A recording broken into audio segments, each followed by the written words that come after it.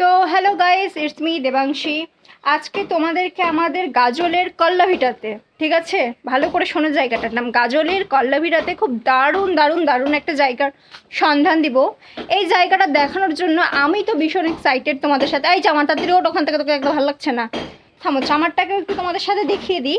এই ছেলেটা আমার কাছে একদিন মার খাবে, কারণ এই ছেলেটা এক্ষুনি পড়তাম রে, মনে মনে গাল দিচ্ছিস না রাজু। এই ছেলেটা কেন মার খাবে আমি তোমাদেরকে বলি। আমার সমস্ত স্ট্যাটাসে হাহারি এক দিয়ে দোল লাগায়, ঠিক আছে। তো সেটা বড় কথা নয়, তোমাদের জন্য আজকে আমাকে ক্ষমা করে দিলাম।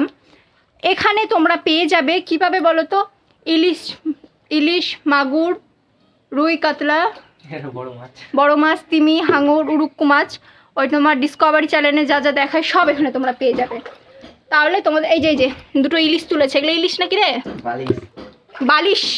দিস কল্ড বালিশ মাছ, ঠিক আছে, নট ইলিশ মাছ। এটা নতুন প্রজাতির মাছ, তোমরা হয়তো কখনো দেখোনি।